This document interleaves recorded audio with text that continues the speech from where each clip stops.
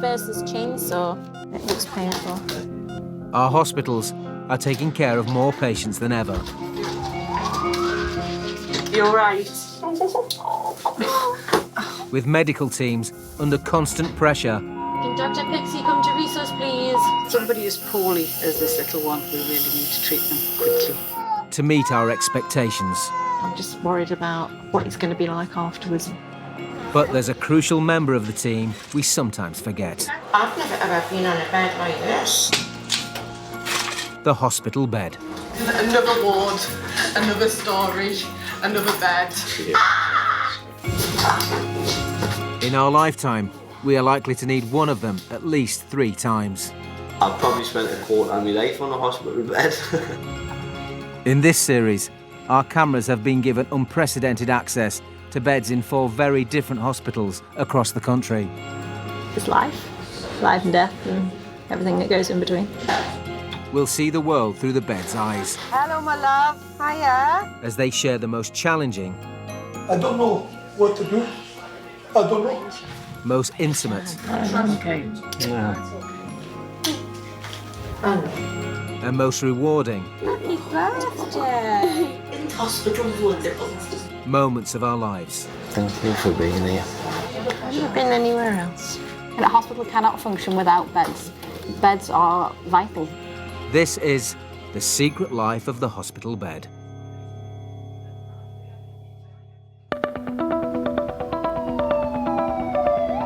Falls account for 40% of all ambulance call-outs for older people.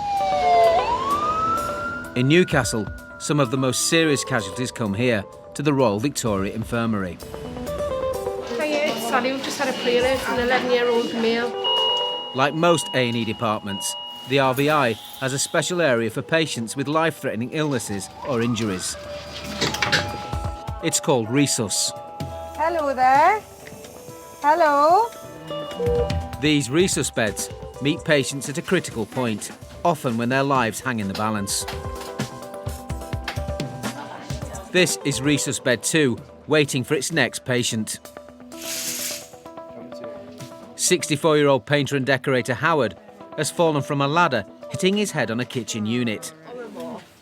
They've done the bloods. Fine. I've got some morphine and bits and bobs prescribed Great. for him, so just if you could... So I'll do a thorough exam. Yeah, is that and okay? I'll let you know. Good man, thank you very much. Registrar Dr. Voorgees has been working in A&E for 11 years. Any pain in the tummy? I'm going to pain, but I'm sitting up. Something full. It's full, Any pain where I press here? Talking about antibiotics. Okay. Is it okay if I just lay you back down? Howard? And where does that hurt? Where does... Bottom On the back, sorry for that. Howard has had several brain aneurysms. These are bulges in his blood vessel walls, which can burst. So do you remember the whole thing? I was painting above a kitchen unit. I was on a pair of steps. Mm-hmm. And I was like leaned over. I came up the steps. You slipped. I can't remember, I was banging. Banged my head and fallen to the floor. When did you lose consciousness? Was it immediately after the fall or later? When I slipped and fell up, I banged my head and hit the floor then. So basically from banging my head, I hit the floor. That was it. When did you lose consciousness? Was it immediately after the fall or later? As he's hit his head, Howard is at high risk of having a bleed on the brain. When I slipped. His only daughter Jen rushed him to hospital. Does it feel big? Oh, yeah. Yeah, it's quite big. It's your head you're worried about, really, isn't it? Yeah. I had 4 major strokes. Aneurysm. 3 aneurysms, I should say. Epilepsy. Yeah. Some people can have a seizure in the first few weeks after a stroke. And a small number, like Howard, go on to develop epilepsy. When he had his first fit, it was horrible. None of us had any experience of seeing a fit, so we didn't know it was a fit. So we just thought, what on earth happening to him? He was thrashing about and pouring the blood out his mouth because he bit his tongue. Once he had them more, it was just a case of just make sure you didn't hurt yourself, make sure you didn't fall. So who found you? Student nurse Belle gets Howard ready for his brain scan. He's obviously banged his head today, so I'm a little bit worried about it, but we're going to get a scan out. I worked in this hospital, painting this hospital for 3 years. Oh, did you? That's lovely. How long ago? When it was built. Yeah? When the new bit was done, wasn't it? New build. 3 years ago. No, more than that. I'll put this on this one. This is called an ultrasound machine.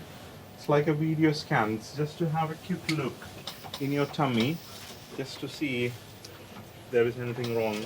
No. What previous tummy surgeries have you had? Have you had any tummy surgeries? I had cancer. Had a cancer for Bowel cancer. bowel cancer. The operation to remove cancer from Howard's bowel 3 years ago was successful. So why I'm doing the scan there is to see if there's any blood in the tummy. Last year, he also broke 3 ribs after a fall at work. I think when he broke his ribs, that was the thing that bothered him the most, was that he was so immobile, he couldn't do anything. And like for his age, he's 64 and all he's had wrong with him is so active.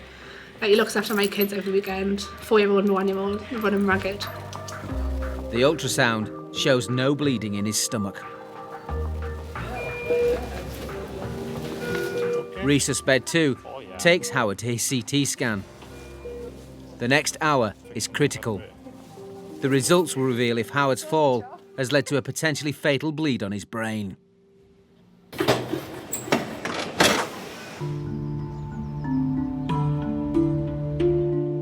Queen's Hospital in Romford has one of the largest maternity units in the country.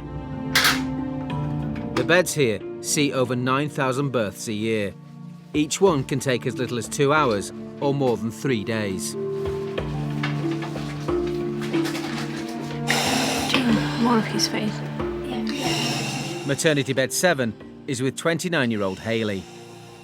She's determined to give birth naturally after having an emergency caesarean with her first child. Is she coming out? She'll come. She will.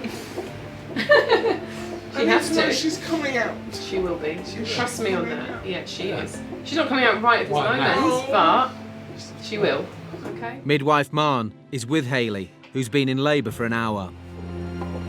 Haylee has had one baby before. That baby was delivered by caesarean section 10 years ago. So today she is aiming to have vaginal delivery. So that's her plan. I never wanted a cesarean last time. I had no choice. But then I was kind of glad because he was £10.4, so pushing that out, I'd imagine, would be a bit of a lot worse than what you are now. She's really positive and focused for this today. She seems to have a really good attitude. Yeah. She's been given the painkiller pethidine and is using gas and air to get her through. I feel like Picasso painting. I feel like my mouth's going. It's not, I promise. Drink. I will tell you if your mouth starts to do that. She's coping marvellously. Her breathing technique is fabulous with the Entonox gas and air. So she's got herself into her own little zone now. Yeah. Smile again. Yeah. She's full of laughter despite, she's in pain. She's got this theory about, laughter is the best medicine, which is definitely working for her. It's like I stick to swearing. Haylee and her partner Aaron have been together for 18 months. Well, I've got a child from previous relationship, and so has she. We've got a boy and a girl, so this is our first one together, yeah.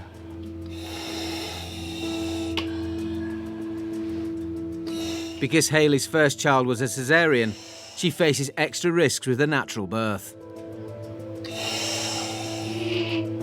There's always a risk of scar rupture. Not doing well. You are. You're observing for signs of scar rupture all the time, and Mum's aware of that as well. She will tell us if she starts to feel any tenderness or pain or anything like that. Contraction. Okay, breathe. With the contractions, so sometimes it's hard to tell if it's the scar or if not. Obviously, always you will escalate. You will let your senior colleague know and have someone come to review her and the situation. Please get her out, please. I know you're feeling that pressure. Baby's head is very low, okay? I can't do this. You can. You are. You're halfway there. You're more than halfway there. I really can't do this. Let's go. You feel like there's a very strong pressure. If Haylee's caesarean scar ruptures, her baby's life could be in danger. My scar. Bear with me, all right? Maternity bed 7 is on standby to take Haylee to theatre if she needs an emergency caesarean. I can't cope anymore, and I'm really can't. I promise you you're coping.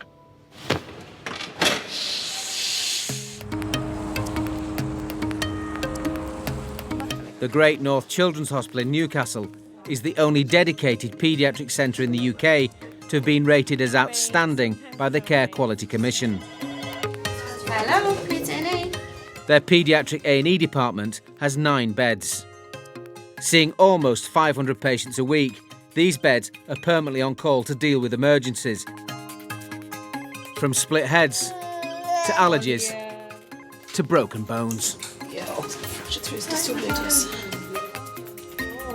Paediatric bed 27 is prepped and ready for its next patient.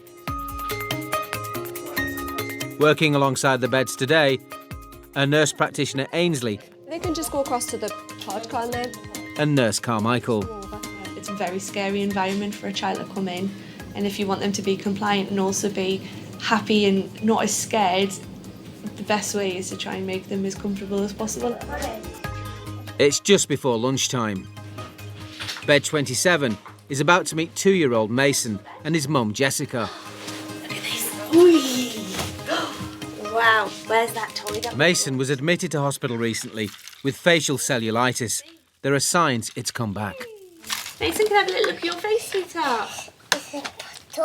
What? Yeah. Cellulitis is a potentially dangerous infection of the deeper layers of the skin. Right, I've just got a little pen, so I'm just going to draw some little pointers to where it is at the minute. Mason, sweetheart, do you think you can sit still? I'm going to draw on your face. Way back here. Staff nurse Carmichael draws a line around the affected area. I don't think it really goes past your nose there, does it? Symptoms of cellulitis include red, hot and swollen skin. If the redness crosses the line, it's a sign the infection is spreading. And obviously, if you notice it getting any bigger, all right, just let us know, but we'll keep checking on him, obviously. And that's just these actions. Cellulitis can spread quickly and, if untreated, can be life-threatening. If Mason's cellulitis is severe, he'll be given antibiotics intravenously. Right, Mason, sweetheart, can I put some magic cream on your hands and then you can keep playing, can't you? Oh. Ooh. This cream will numb Mason's hand in preparation. I'll put this big sticker on your hand. Oh no, it's not sore, is it? Does it look a bit funny? It hurts. It's just a bit cold, sweetheart. I'll pop this round, we'll hide it. Shall we? We'll hide it. Approximately 30% of all patients who are treated for facial cellulitis see the infection return. The first time he had it, he had like quite a build-up where his eye was all red, and then last night he was fine. There was no build-up, and it was just happened when he woke up, where his face, like the right side of his face, swelled up, and he couldn't open his eye in the morning. There we go. That's it. Well done. Stickers. Bye-bye. Good boy.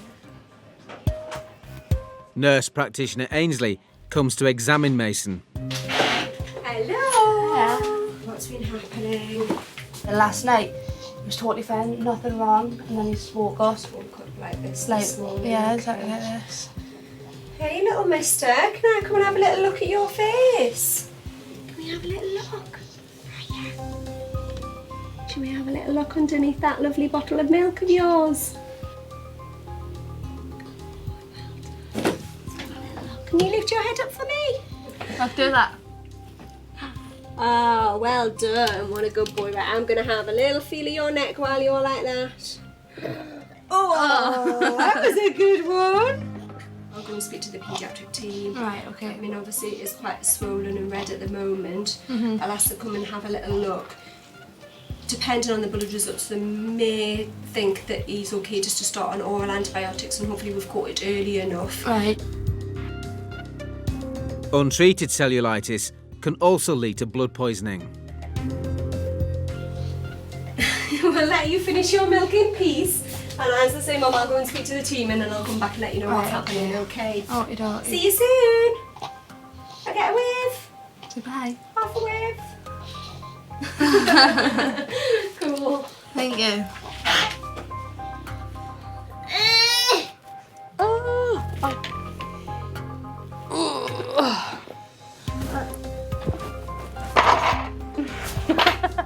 It can be quite severe, so it can spread. It could spread to the eye area, it could spread into the lymph glands, and it can particularly become quite serious quite quickly. Mason will get a blood test which will determine the severity of the infection that he's got at the present, and we will determine from there whether he needs oral antibiotics or the intravenous antibiotics. Hi, Mason. Hi, Mason. We're back. Sister Jackson arrives to help take Mason's blood. Oh, it's a sad face now. We're going to take them off. Should we take your boxing gloves off? Shall we? The anaesthetic cream on his hands should stop the needles causing any pain. Will you just kind of give him a little bit of support, Mum, and then we'll get this done as quick as we can. That's funny.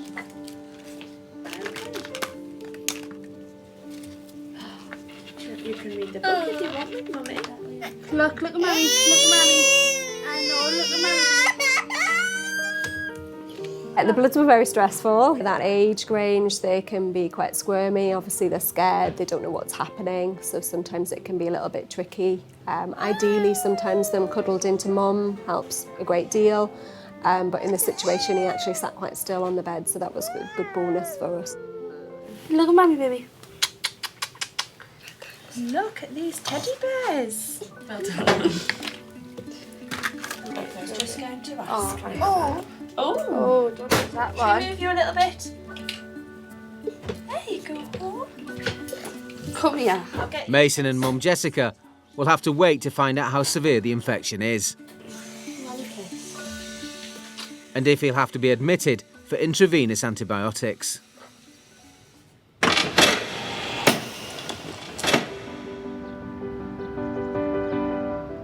In Newcastle's Royal Victoria Infirmary, it's been a busy shift on the A&E ward. One of their most critical patients, Howard, arrived on resus bed 2 half an hour ago after falling from a ladder. Emergency department consultant Dr. Voorgees is taking him for a CT scan to check for internal bleeding in the brain and abdomen. He's getting scanned almost everything.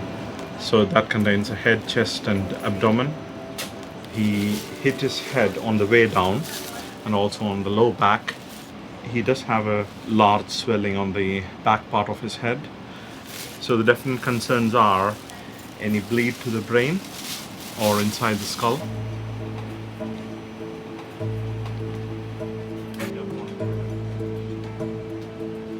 Have you got the biggest monitor? Yeah. So we're concerned about the back of the head. Back of the head, Thoracolumbar junction, right right flank, flank. yeah, and the thoracolumbar area. Howard has been in hospital before with brain aneurysms. It's previous history, so when you have an aneurysm, so that's the blood vessel is weak, that can increase the chance of having second bleed in the brain.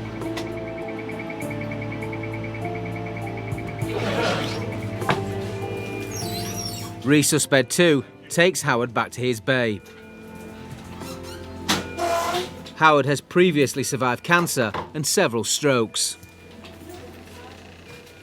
Has he had any heart problems? No. About the only thing he hasn't had. Any kidney problems? He's been unlucky, but he's been lucky as well, because that if he hadn't have had the fits, they wouldn't have found the aneurysms in his head. And if he hadn't have had the strokes, which resulted in him having the cholesterol test, they wouldn't have found his blood count was low, which found the cancer. And the doctor said to him, if you hadn't have found the cancer when they did, it would have been too late, wouldn't have been able to treat it. This is my most worrying bit. Hitting his head. My head. Whenever he hits his head, that's the big worry, with him having the aneurysms. Got two that were big enough to put a coil in, which is like to stop them bursting, I suppose.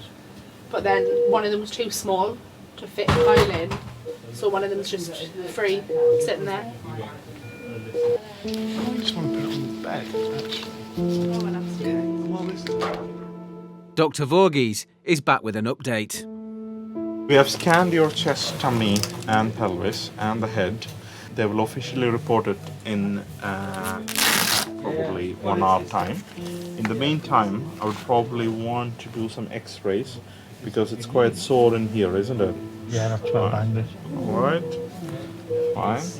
Need to get some x-rays of that hand, okay? Howard will stay with resus bed 2 until the trauma team carries out further vital tests.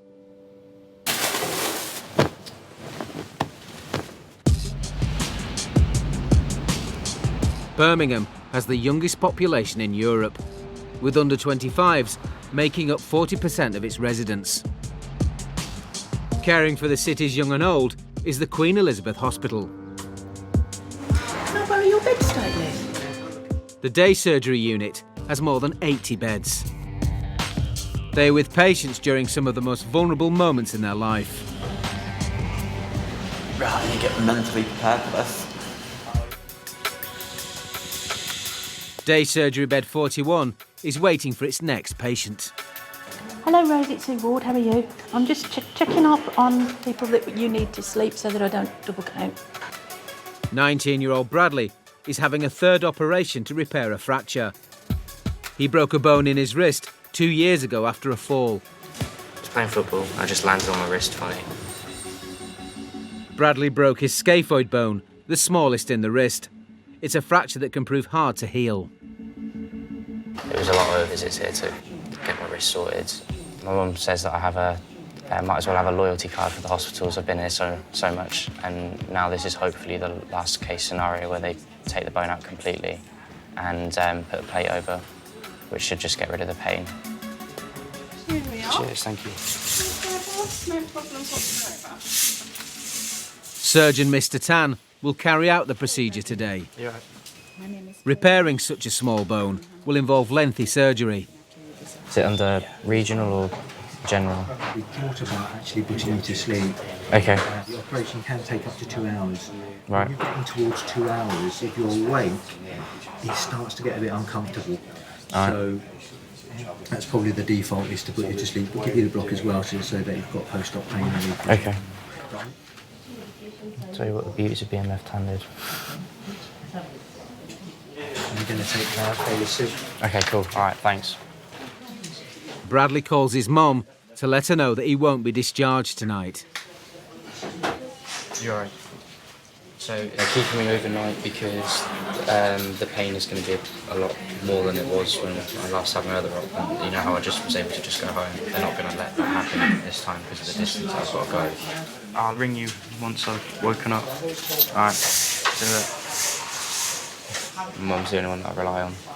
Don't have a dad that's around, so she's kind of done everything for me. I was just letting her know that I've got to stay overnight, so she hasn't got to travel up tonight. Day surgery bed 41 takes Bradley to theatre. Just want it over and done with. I'm nervous. I hate operations. I've never been good with needles or operations. You'd think that you get used to it after probably, 3 or 4 times, but it never gets any easier. I'm having the general, so I'll be asleep for the operation, and hopefully I'll just wake up when it's all done.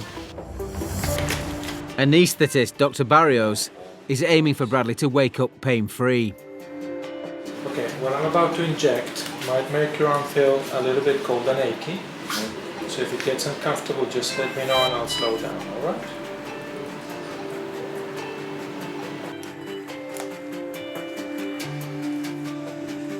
We're going to target the nerves that supply the arm, and we're going to target them at the armpit. He's using an ultrasound machine to give him greater accuracy as he administers a nerve block. And the next targets are up here at the top of the screen. So you can see my block needle there. You're blocking the conduction of painful stimuli from the hand and the wrist to the brain. And that's the block done. We're going to proceed to theatre and go ahead with the operation. So the block needs a good 20 minutes to establish fully. Bradley will stay on bed 41 until the surgery begins.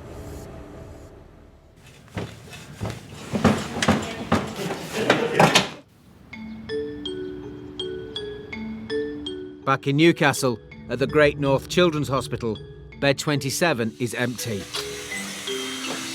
Shall I sit down? 2-year-old Mason prefers the comfort of Mum Jessica's knee. She's concerned he's had a relapse of facial cellulitis, a potentially life-threatening condition. Do you think he could have facial cellulitis? Or? Yeah, quite possibly, yeah. I mean, that's probably what it is. It's just a case of ensuring that, you know, it's safe enough just to have the oral antibiotics rather than going down the route of the IV antibiotics like before.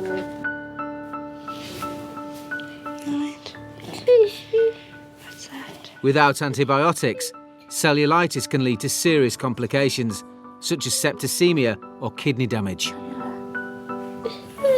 At it. Don't look at it. Mason may need to be admitted overnight for observations.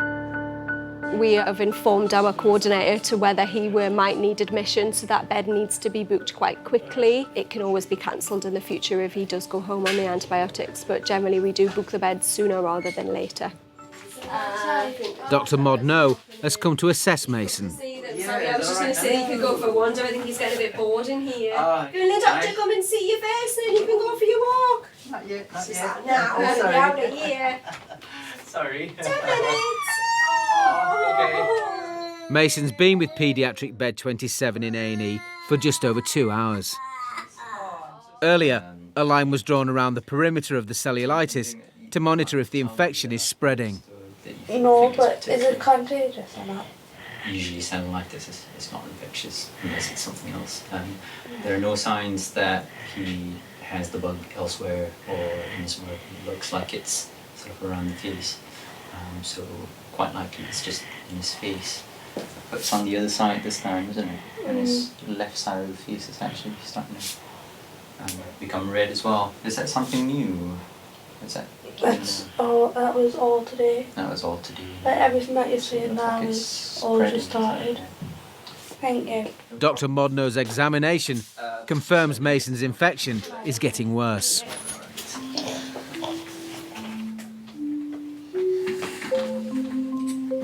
Hey, Hayden. No.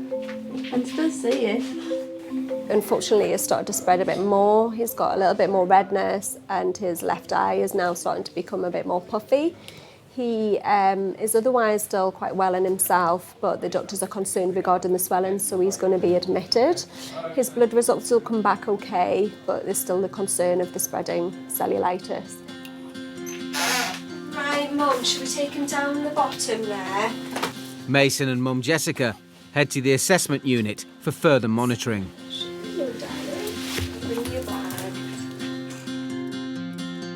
Paediatric bed 27 is cleaned up, ready for the next patient.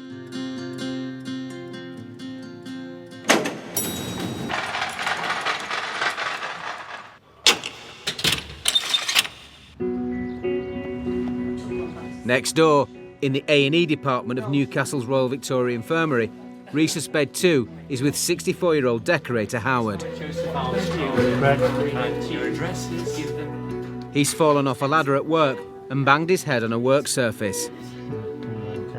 Doctors are concerned he may have a bleed on the brain and multiple broken bones. I think you get more than that. Did national insurance for what? 40 year, 50 year. I think you get more than your money's worth. No, not really, sorry. He's already had a CT scan to check if he has brain damage. Hi mate, just going through for some x-rays, alright? Just in that room behind me.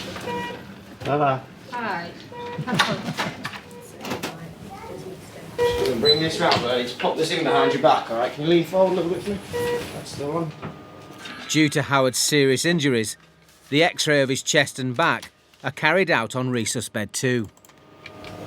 I think this will be the last one where the doctor's going to have a look and see what they think, you know. Even do that much and just get up and do it again.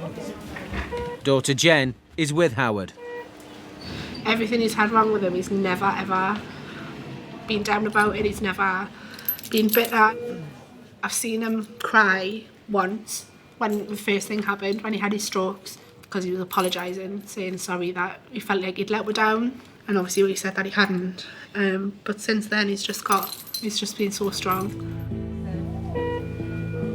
An hour after being admitted, the results are back from Howard's CT scan.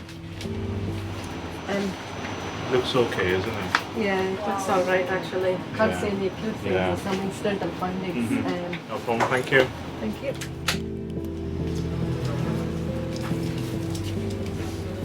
He's just been in, you know what I mean, done the full scans and that. He has said that everything was all right. So like with the breakages, so it looks as though it's going to be all right. Again?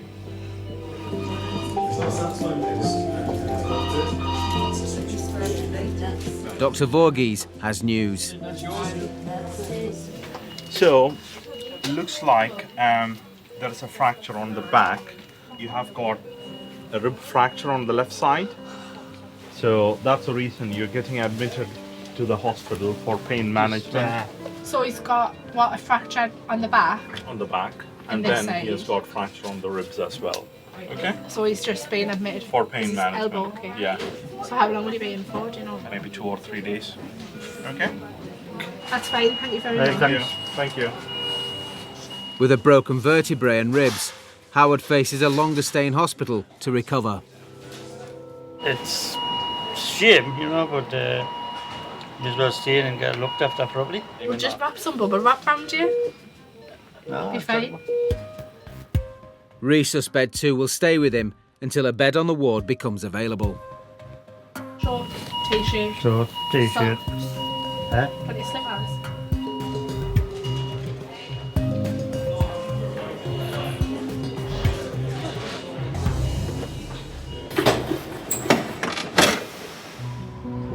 At Queen's Hospital in Romford, maternity bed 7 is with 29-year-old Haylee. She's been in labour for 5 hours. There's still no baby.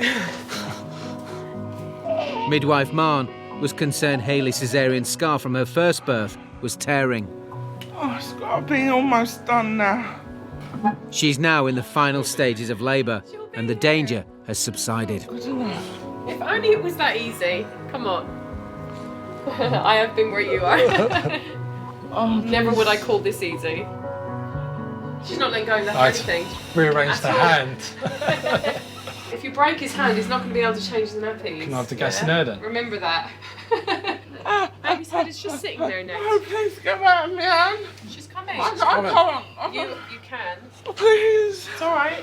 Doing well. She's only got one way out now.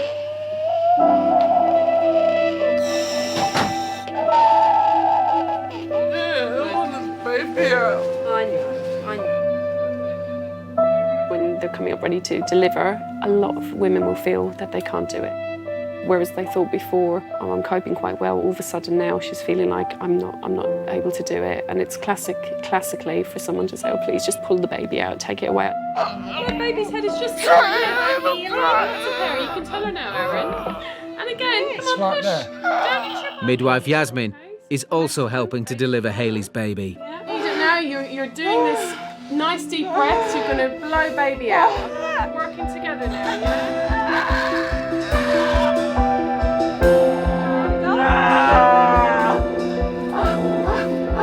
Baby.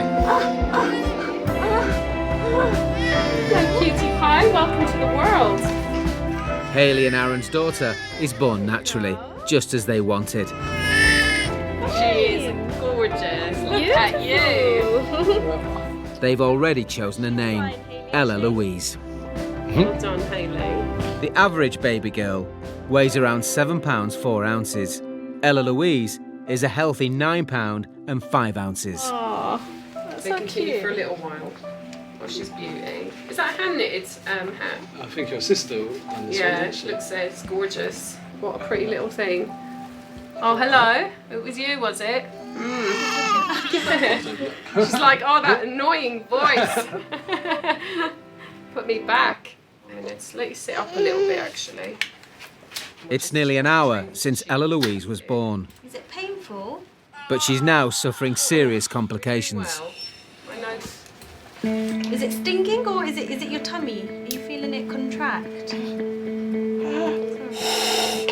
Haylee still hasn't delivered her placenta. Let's give it one more go, sweetheart. If any part of the placenta remains in the womb, there's a risk of hemorrhaging. Just keep taking the gas. Haley, see if you can just give us a push. Haylee, yeah? Push down like you did with baby. Keep push down, yeah? Come on, you can do it. And you can't feel it at all? If it's not delivered soon, the placenta will have to be removed by a surgeon under general anaesthetic. Centre. Because if it doesn't come, we might have to intervene, as in the doctors might need to try and remove it, but you would need to go to theatre to have that done. Oh. I know. See if you can give me a push, Haley. I am trying. I know you're trying. I know you. See if you can give me one big push. Okay, all right. We've waited an hour for the placenta to come, but because it's not advancing now, we're going to take her into theatres and we're going to try manual removal of placenta. Hi Gladys, it's Nadia from Labour Ward. Just to be on the safer side, we don't want to keep it any longer. Dad Aaron and baby Ella Louise stay together as Bed 7 takes Haylee to theatre for surgery.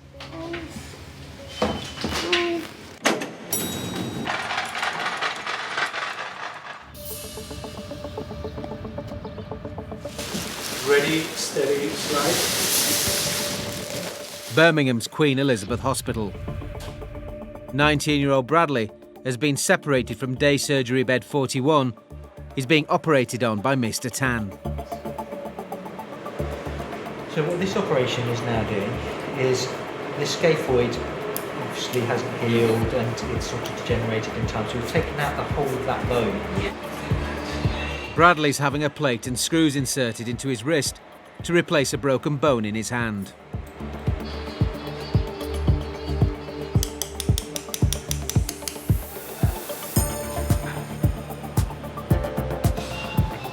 After 3 hours in surgery, Bradley comes round, back on day surgery bed 41. The first thing he does is call his mum. I'm alive.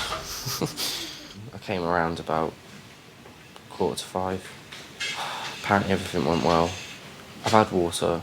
I've literally drank like a litre of water already, but I need a massive wee and I've got to pee in a bowl.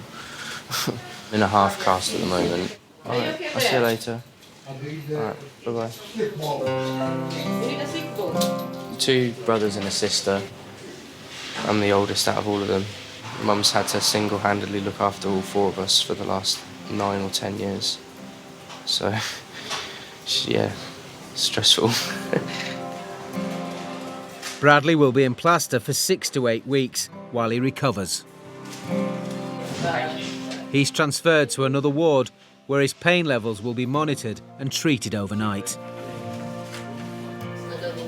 The shift comes to an end for day surgery bed 41. It's prepped and ready for its next patient tomorrow.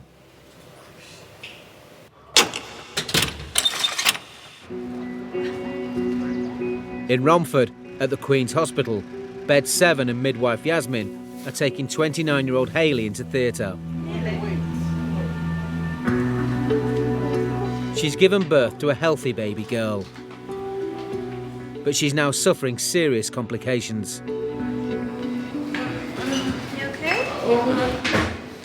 In a lot of pain. Sorry. That's all right, darling. That's fine. You're trying, at least. Normally, a placenta is delivered within 60 minutes, But 2 hours after giving birth, Haylee's placenta is still attached. Okay, right. It needs to be surgically removed. If it's not, Haylee could hemorrhage. There's risk of increased bleeding, she could have a hemorrhage, also can lead to infection and things like that. Right. You feel comfortable at all? There is one more pillow. There is one more pillow. How about that? Hey, I'm just going to quickly go get your baby and put your baby in this. I can do the baby checks when we're sorting you out, okay? I'll be back very shortly. Line.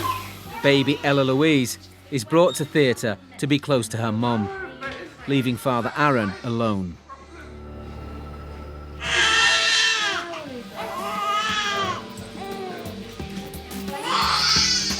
Haylee is in severe pain and opts to be put under general anaesthetic.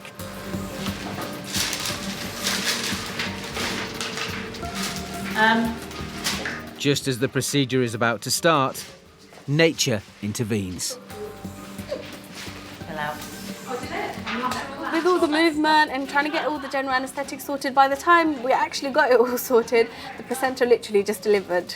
Yeah, which also happens sometimes as well. Maternity bed 7 takes Haylee back to be reunited with her family. Her observations are completely stable now. It's just for the general anaesthesia to start wearing off a little bit and she'll feel fine. 24 hours later, and Haylee's son Jamie and Aaron's daughter Macy are meeting their new sister. Very sweet. Tired, but good. It was definitely surreal and probably not one that I would repeat again. Yeah, just can't wait to go home now. You don't want no more, do you? No. But if another one does come, then, and it's a boy, then the odds will be even. There will be, but No more. there's no more coming. We won't fit in the car.